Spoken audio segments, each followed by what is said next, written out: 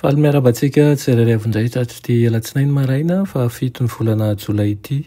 Sotran'Andriamanitra isika fa mbola nomeny izao maraindreny izao indray ary nomeny ny heriny sy ny fahasoavany ka dia akasitrahantsika hatrany izany. Alohan'ny dirantsika namofinaina an'io dia vavakisika. Itoba Andriamanitra eo mbola ve-pisaoranao izahay ny amin'ny fitahina sy ny fitantananao anay irina indrindra ray ao ny mba hanatrehanao ny fotoana izay ataonay eto ary amboleo zavatsoa ao anatinay tsirairay avy. Tonoana sy angatany aminaran'i Jesosy. Amen. Lohateny mofinainantsika androany dia manao hoe mila ezaka matotra ny fanoherana ny fahotana. Nalaina amin'ny ohabolana toko 7:17 manao hoe izay mino anatra dia ho tonga eo amin'ny lalan'ny fiainana fa mivily izay manda anatra. Amen. Maro no manalatsiny ny fahalemena ara-panahy ny firetam-pony izay mivaivay ary ny tsy fahavitany maneho fitiavana amin'ny rahalahy sy ny anabaviny ao amin'ny Tompo. Mahatsiaro lavitra an'Andriamanitra izy ireo ary koa andevozan'ny tenany sy ny fahotany ihany koa. Ny faniriananao ny asan'Andriamanitra nefa dia miainga ao amin'ny foronana mandeha ho azy ao aminy fa tsy avy amin'ny faharesen-dahatra lalina avy amin'ny fanahy masina. Mihevitra izy manko fa tsy azo ialana ny lalàn'Andriamanitra nefa tsy mba amin'ny fieritreretana momba ny fanahy tsy maintsy andalo fitsarana no ampitahan'ny asany amin'izany lalàna izany. Miaika ihany koa izy fa tokony hankohofana sy ho tiavina amin'ny foretra Andriamanitra nefa tsy mba izy akory no ivon'ny eritseriny rehetra.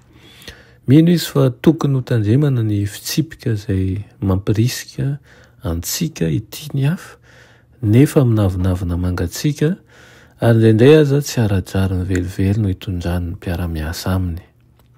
Ezaka maro mielanelana no natao mba hisian'ny fanavaozana nefa ireo izay manao an'izany ezaka izany dia tsy mba manombo ihany koa ny izahony.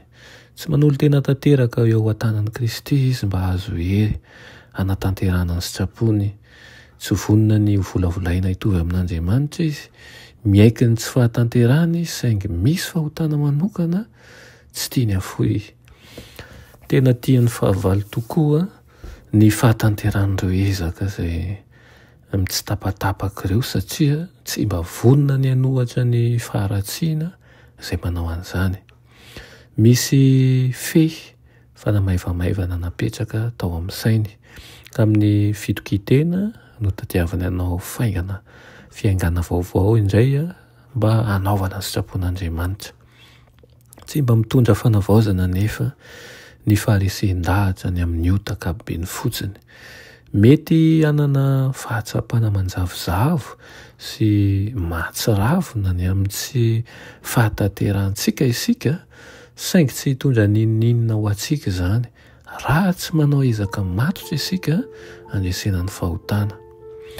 Raha tiantsika ny ara-iasa amin'ny Kristy ny andresy tahaka ny nandreseny dia amin'ny alalan'ny heriny tokoa manko no tsy maintsy hanoherantsika mafy indrindra ny izahotsika sy ny fitiavan-tenantsika. Ka aoka ny hanana saina malefitra sy firetam-po tena feno fitiavana ny anaraka an'i Jesosy isika mba ho tsapantsika sy hahafahantsika ihany koa mandray ny fandreseny. Amen. Ianay tsara indresan-danitra mbola misaotra anao izay ny amin'izany teninao izany. Mangataka aminao izay ray eo ny mba hanavaozanao anay trany, ny asanay araka ny sitraponao amin'ny fitiavana ary ihany koa ny hanaovana ny sitraponao ao anatin'ny famendrehana sy ny fanoloran-tena tanteraka.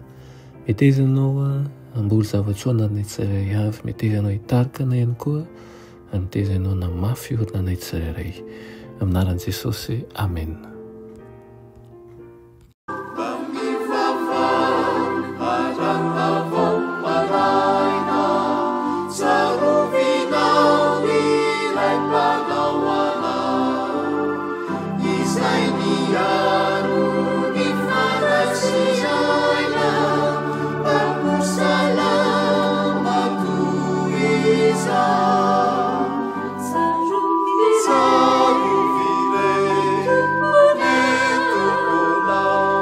miaino